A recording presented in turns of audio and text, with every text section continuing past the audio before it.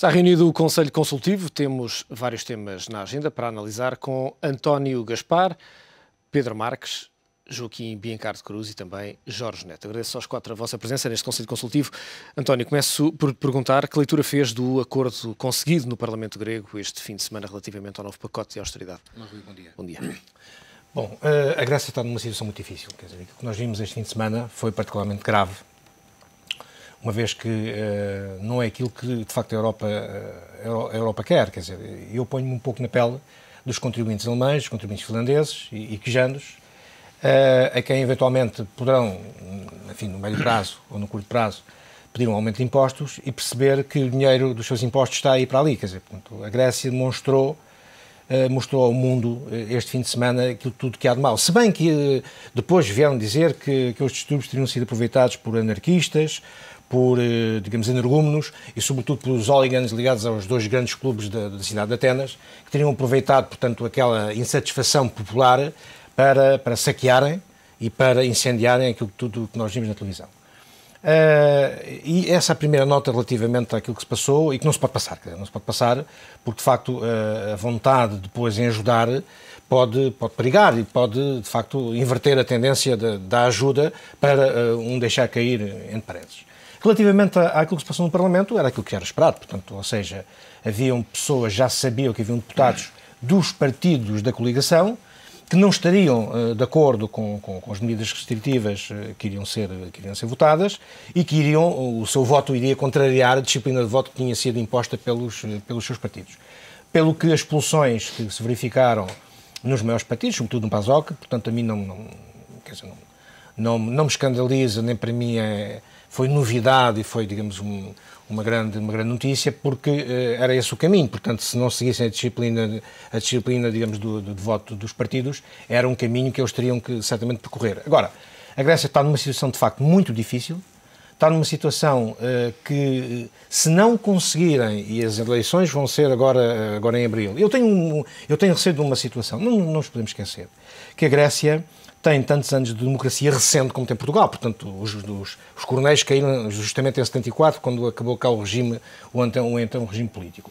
Não nos podemos esquecer também que a Grécia, até por as questões que tem com a Turquia, tem um exército forte. Não é o exército português, não tem nada a ver com o exército português, tem um exército forte.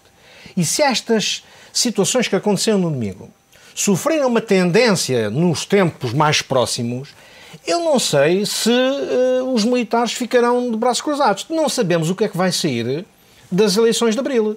O que nós vemos neste momento... As sondagens apontam para uma grande alteração. Exatamente. Que é o status quo político. Exatamente. Portanto, e até houve um destes dias que eu estava a ver uma televisão internacional que apontava que os bloquistas de lá e os comunistas poderiam eventualmente ter a maioria nessas eleições de abril. Ora bem, se assim for, esses partidos que defendem exatamente o contrário do que foi agora aprovado podem, digamos, dar um revés àquilo que foi aprovado. Portanto, e a Grécia cai, efetivamente, num poço sem fundo, digamos, numa situação numa total ingovernabilidade relativamente aos seus vizinhos. E aí, é o receio que eu tenho, é que para que a situação não se torne e não continue insustentável, não venham depois um outro poder, que é o poder militar, não é? Como foi, digamos, aqui há 50 anos, não venha o poder militar e que diga, não, nós temos que pôr cobro a esta situação e temos que resolver a situação de uma vez por todas. Essa, de facto, é que é a minha grande preocupação, se os gregos não se entenderem. E parece que não vai ser fácil, devido à situação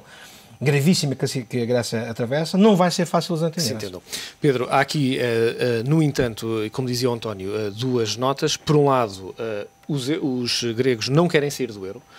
As sondagens apontam para que, de facto, os gregos não querem sair do euro, mas, por outro lado, há uma grande alteração, uma potencial grande alteração, em termos políticos, na configuração do próximo Parlamento. É verdade. E são sinais muito preocupantes, mas, de algum modo, porventura, esperados. Esta situação económica e social absolutamente desgraçada em que a Grécia está a ser colocada e que se está a colocar também, obviamente suscita os extremismos. Esse é um dos riscos da situação em que nos encontramos. E receio bem que ainda não conheçamos da missa a metade. O programa que terá sido finalizado deixa muitas pontas soltas, por surpreendente que possa parecer, com tanta contestação e com tanto que já foi anunciado, deixa muitas pontas soltas, nomeadamente para o fim do primeiro semestre deste ano, mas algumas das coisas vão ter que acontecer já agora.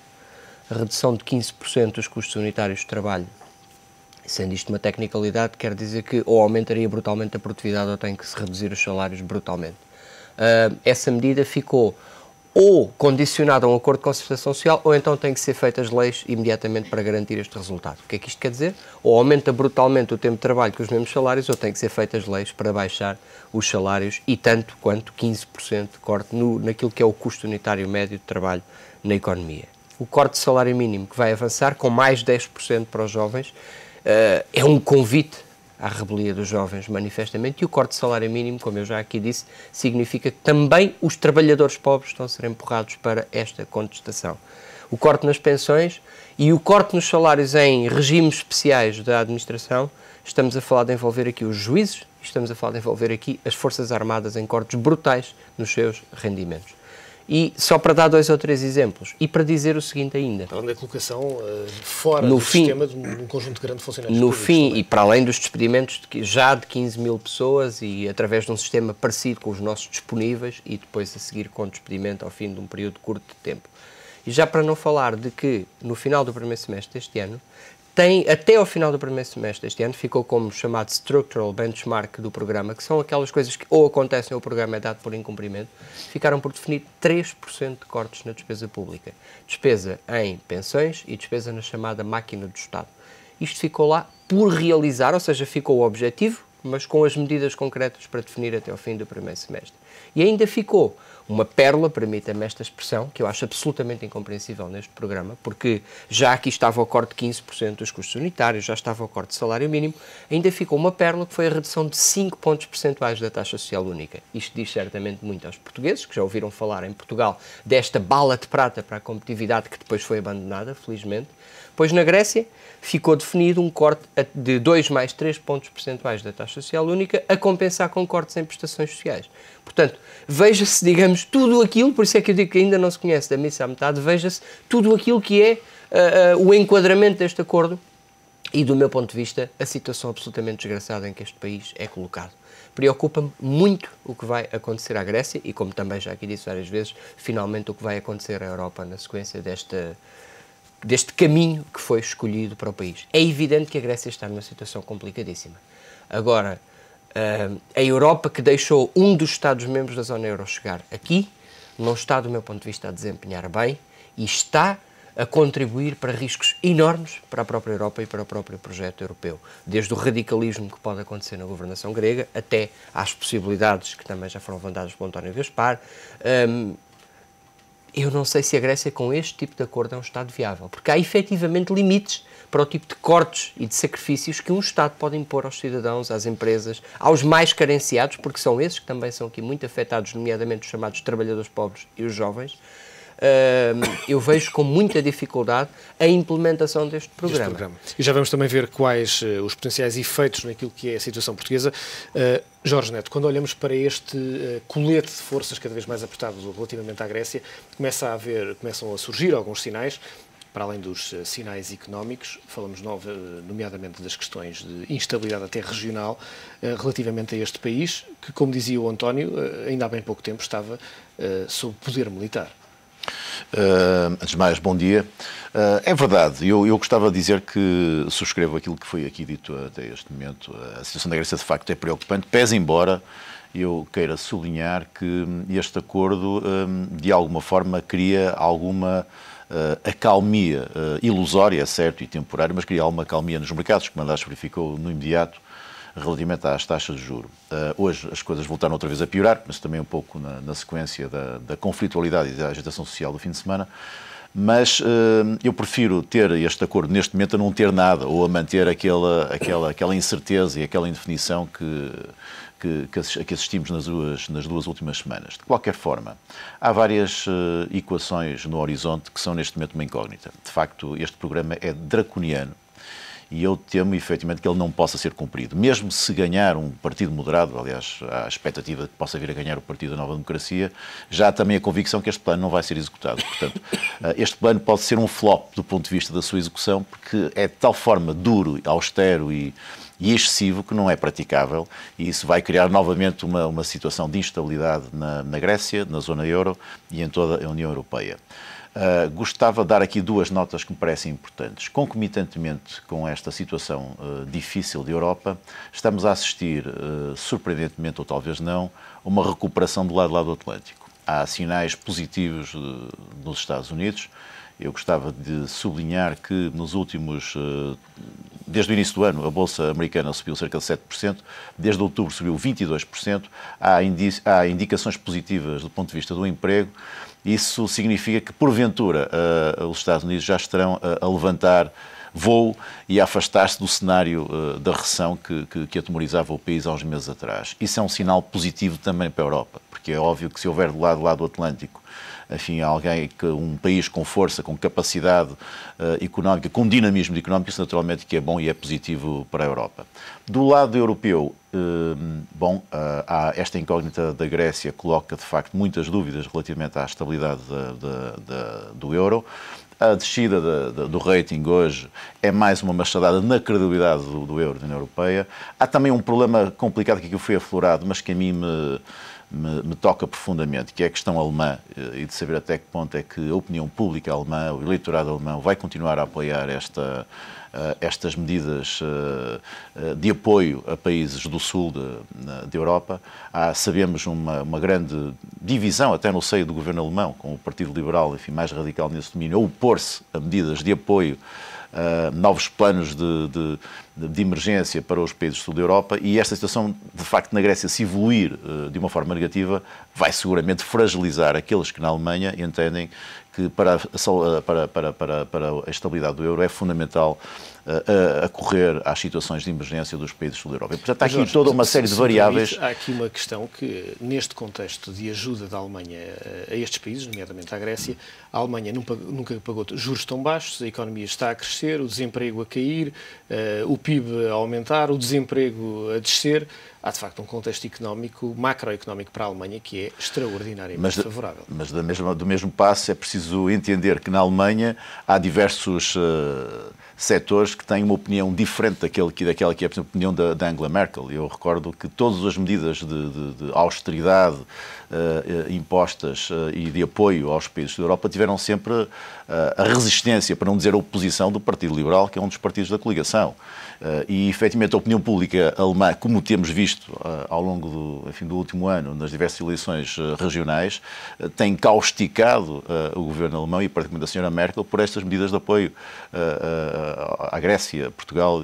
E isto significa que, de facto, a Alemanha tem que ser vista nesta perspectiva, que alguém definia há dias, e com razão, de realismo neoclássico, a influência da opinião pública interna nos destinos da governação. E é uma opinião pública interna que é díspara, quer dizer, não está sintonizada, não é unânime. E, portanto, não podemos olhar para a Alemanha, apesar dos bons indicadores económicos da Alemanha, e também eu gostava aqui de sublinhar que esses bons indicadores devem-se, em boa parte, naturalmente, enfim, à reforma laboral, ainda anterior à senhora Merkel, ainda do tempo do SPD e do Schröder, que obviamente a senhora Merkel também já teve o mérito, e verdade seja dita, de reconhecer que boa parte desse trabalho foi feito, enfim, pelo governo do SPD anterior. Mas deve-se em boa parte a isso, mas também ao estoicismo e à disciplina e à competência que nós sabemos que são a trave mestra dos alemães em tudo aquilo em que se envolvem. E também, já agora, esta é uma última nota, a Alemanha, que tanto tem criticado Portugal, designadamente o Sr. Martin Schulz, Presidente do Parlamento Europeu, relativamente à relação bilateral Portugal-Angola, ou até a Sra. Merkel, relativamente à questão da Madeira, é curioso verificar que a Alemanha tem, de há uns anos esta parte, procurado diversificar as suas exportações para o mercado asiático, finalmente para a China e para a Índia. Portanto, a Alemanha também ela percebeu, efetivamente, que a Europa, porventura, pode não ser o destino perene das suas exportações e pode não dar garantia de sustentabilidade à sua economia, e está a aumentar progressivamente, como aliás os indicadores mostram, as exportações para a China e para a Índia. Portanto, nós não estamos propriamente fora daquilo que é o mainstream do pensamento político europeu. Posso pegar só nesta provocação antes de começar? Não, é que, além disso, os bancos que estão a suportar o trade finance em Angola, depois da saída do Citibank em Luanda, que foi perentória, os bancos que estão a suportar o trade finance é o Commerzbank e o Deutsche Bank. portanto, sob Luanda e Angola. É realpolitik. Mas, antes da visita de Pedro Passos Coelho, já Angela Exatamente. Merkel no verão passado tinha estado em Angola exatamente a tentar... Com linhas claras para bancos angolanos. A tentar pensar na vida das empresas alemãs. Joaquim, isto leva-nos todo este contexto à questão portuguesa. Parece-lhe que Portugal consegue estar a descolar em termos de real cumprimento do plano face à imagem que a Grécia tem? Não, eu acho que, quer dizer, Portugal tem aqui uma... Vamos lá ver o seguinte. Nós temos a relação entre Portugal e Grécia já nos casaram nos mercados internacionais e mesmo que nós tentamos aqui internamente dizer, bem, mas nós estamos a fazer um caminho melhor e realmente estamos, os objetivos são diferentes, o nosso ponto de partida é diferente, os líderes políticos, tanto da oposição como os que estão no governo, parece terem uma maior responsabilidade perante os cenários que estamos a enfrentar. Os líderes corporativos, veja a concertação social que foi conseguida em termos tão difíceis e que nem seria de esperar. Portanto, essa responsabilidade que tem existido em Portugal e que não tem existido na Grécia, evidentemente, também nos está a custar muito, não é? Mas o radicalismo grego, logo no primeiro aperto, só deu em espiral, que agora já estão a incendiar casas, não é? Mas, quer dizer, o primeiro mote foi um radicalismo atroz. Portanto, com as coisas todas a agravar, portanto, foi em espiral, não é? Neste momento, em Portugal, ainda não houve esse radicalismo. É natural que venha a haver um maior radicalismo em termos de insatisfação das pessoas e das famílias. E isso é natural que vai existir. Agora, ainda não o houve. E, portanto, tem existido ainda alguma... Talvez por verem os exemplos internacionais, mas Portugal tem tido uma trajetória, parece-me a mim, mais responsável. O que é que acontece? Nos mercados internacionais, casam-nos um e outro. São os dois do sul da Europa, têm os dois um problema... Fortemente ao contrário dos diga. Ainda assim, os nossos juros têm vindo a cair nos últimos anos. Exatamente, e nós temos vindo... E ainda o presidente do fundo do FEF há dias disse que realmente a situação portuguesa é muito diferente, que confia muito nas políticas que estão a ser tomadas em Portugal, que os resultados estão à vista e diz, quando mais depressa fizerem estes cortes todos, mais rápido será o processo de libertação destes países para o crescimento e para os mercados. Ele próprio disse isso e deu uma palavra de conforto ao governo português. No entanto, ele também confirma o seguinte, diz assim, olha, aqueles cortes, e eu não sabia o de hoje da Moody's, aquele corte de janeiro da Standard & Poor's foi realmente, agravou ainda mais a situação de Portugal nos mercados internacionais. Mas parece-me que, e também estamos há dias que a Troika entrará aqui para, no fundo, para uma terceira avaliação, mas parece-me que a prova será mais ou menos superada, evidentemente com algumas notas de desagrado de algumas políticas que temos vindo a discutir e ainda não estão a ser tomadas de forma vincada como seria exigido. Agora, a agenda realmente é também muito apertada e não é... quer dizer, eu digo uma coisa, no governo de Durão Barroso, eu penso que foi no governo de Durão Barroso que se falou até naquela forma popular do discurso de tanga, ou o país estava de tanga, não é? Quer dizer, e ninguém queria ouvir falar sobre isso, no crescimento. Mesmo com o engenheiro Sócrates, que já sabia dificuldades, ninguém queria ouvir falar que nós estávamos com grandes dificuldades económicas. E de repente, em 6 meses, o mundo é o outro, Portugal é o outro. Isto é difícil para as pessoas captarem, isto é difícil para as pessoas compreenderem, porque os políticos andaram durante 20 anos a dizer o contrário. Não é? Portanto, é difícil para as pessoas fazerem esta introspeção daquilo que será. Mas concluindo, infelizmente, parece-me que o caso grego arrastará sempre o caso português, sendo diferente. O que é que tem sido feito e realizado, e parece-me extremamente interessante, tanto a nível europeu, há uma percepção exatamente contrária dessa das instâncias internacionais. E, portanto, há um conforto europeu, e com razão para isso. E com razão, podia não ter razão para isso. E com razão para isso. E, portanto, essa é a única nossa âncora de conforto para sermos diferentes e descolar da tragédia grega. E, nesse sentido, confio no que está a ser realizado e parece-me que ainda vai ser um pouco mais grave, porque os mercados não estão a ajudar. Portanto, os mercados, António, claramente... Relativamente a esta questão do conforto que o Joaquim falava, um conforto que obviamente nos tem custado caro, as declarações do Ministro das Finanças alemão ao Ministro das Finanças português são também um sinal de que há diferenças entre Portugal e Grécia. Claramente. Eu disse aqui a semana passada e volto a sublinhar. Nós temos, só para comparar Portugal e Grécia e não pôr a Irlanda também aqui, nós temos dois países que cometeram erros distintos e erros idênticos. Os erros idênticos foram erros de governação relativamente ao endividamento, erros distintos foram, digamos, todos os outros que separam Portugal e Grécia. A maneira hoje que a Grécia tem, digamos, de enfrentar a resolução dos problemas é claramente distinta da portuguesa. Portanto, ninguém, exogenamente ou endogenamente, pode confundir o que é a realidade portuguesa com a realidade grega. De facto, temos uma linha comum dorsal, que é um alto endividamento do Estado, das empresas e dos particulares. Temos erros de governação que foram feitos em Portugal, sobretudo em termos estratégicos, mas a forma séria como nós temos estado a afrontar, digamos, a enfrentar esses problemas, a forma como a população portuguesa tem reagido, ordenada, contrariando aquilo que tem sido, digamos, o modus operandi da Grécia, é claramente uma situação distinta. Eu, a semana passada, tinha dito aqui, de facto, que a Grécia, a Alemanha olha de forma distinta para a Grécia e para Portugal. E se Portugal, eu acredito piamente que Portugal, quando chegar ao final do ano passado, do ano que vem, portanto, o último semestre do ano que vem, não tenha capacidade para ir aos mercados.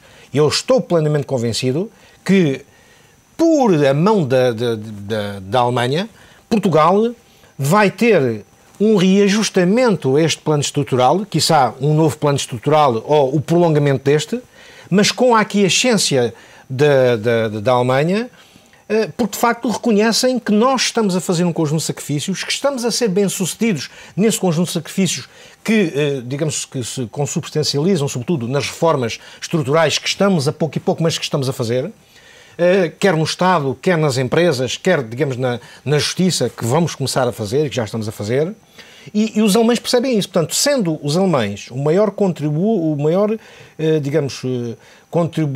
líquido para o orçamento da União Europeia, com cerca de um quarto, eles têm, por assim dizer, a grande palavra relativamente ao que se vai fazer na Europa. Portanto, e a ajuda que vai ser feita. Parece que a Alemanha vai dizer que sim. Absolutamente. Sim, absolutamente. Pedro, concorda com o número de vozes que são cada vez mais sonantes que era preciso fazer uma renegociação deste acordo? Sim, concordo completamente. Eu julgo que nós temos pela frente, nesta terceira avaliação do programa, 3 ou 4 desafios fundamentais. Esta terceira avaliação, do meu ponto de vista, não vai ser tão simples como pode à partida parecer. Provavelmente os 2 desafios fundamentais são aquele que tem a ver com a parte do financiamento da economia e, portanto, aí parece que, pelos sinais que o Primeiro-Ministro já deu, já haverá mais consenso de que é preciso fazer alguma coisa quanto às regras do programa que permitam que haja dinheiro para injetar, através do financiamento normal, na economia privada. E, portanto, talvez o Banco de Portugal finalmente já tenha percebido que há um problema no financiamento à economia, porque era daí que vinha um bloqueio importante a essa questão. E, por isso, admito que aí haja caminho a fazer. Se é através de uma autorização de uma maior transferência de crédito das empresas públicas, dos bancos para o Estado, ou seja, para a dívida pública, e, portanto, eventualmente recorrendo a uma parte significativa dos 12 mil milhões previstos no programa para a capitalização da banca, para esse efeito, permitindo que os bancos cumpram os rácios de transformação, emprestando mais dinheiro à economia, se é alterando o próprio limiar dos rácios de transformação no período intercalar, se é aumentando o plafond de acesso ao crédito junto ao Banco Central Europeu, que no caso dos bancos portugueses neste momento estamos praticamente no teto estabelecido. Eu julgo que por uma combinação de medidas teremos que mexer no tema financiamento à economia. Mas aquilo que me preocupa particularmente nesta próxima avaliação é a questão do ajuste a um cenário macroeconómico agravado. Parece-me inevitável, vamos ter que agravar significativamente o cenário macroeconómico. As exportações para o espaço europeu travaram à bruta em dezembro, uma coisa impressionante, e isso implica seguramente um agravamento das perspectivas económicas, logo um agravamento das perspectivas de recolha de receita fiscal. E, portanto, se estivermos a falar, já alguns falam em recessões a caminho dos 5% para Portugal, algumas das análises internacionais apontam para aí, estaremos seguramente a falar de uma travagem significativa da receita fiscal. E aí nós podemos estar a falar de novas medidas de austeridade, o que seria, do meu ponto de vista, completamente indesejável, ou então de uma tolerância maior para a trajetória de consolidação, e aí é que estamos a falar da renegociação. É aí precisamente que se coloca a questão. A Grécia ainda agora teve mais um ano para o seu programa de ajustamento. Do nosso ponto de vista, se verificar um agravamento, como acreditamos, do cenário macroeconómico, temos que criar uma trajetória mais suave, senão vamos ter mais austeridade e mais recessão em Portugal. Jorge Neto, uma das questões que está em cima da mesa também é um aumento da tensão, nomeadamente entre o Governo, não só entre aquilo que são as forças policiais ou as forças de segurança, mas também as forças armadas. Houve, na semana passada, alguns momentos de picos de tensão entre o Ministro da Defesa e também os representantes das forças militares, embora o Ministro tenha desvalorizado essa dimensão de representatividade. Bom, eu conheço relativamente bem a área da defesa e gostava de dizer que não tenho a menor dúvida que o exemplo da disciplina deve vir das forças de segurança e particularmente dos militares. Eu penso que é absolutamente intolerável que haja situações de anarquia, de indisciplina, até de provocação da parte dos militares, porque essa de facto não é a função dos militares e penso que o Ministro esteve bem quando disse que se o militar não sente convocação para o exercício dessa função, então deve mudar de atividade. Penso que ele tem razão nessa observação. O que me parece errado... Teve tons de provocação? A nota que foi não, eu penso que algumas associações militares, e eu conheço-as, enfim, têm a sua representatividade, mas em bom rigor, de facto, não representam a globalidade dos militares. Não tenho a menor dúvida disso, conheço-as pessoalmente, sei que tem, enfim, uma capacidade reivindicativa forte e até de intervenção nos meios de comunicação social, mas há um grande desfazamento entre aquilo que são essas associações e aquilo que elas representam no todo, enfim, os 40 mil militares que integram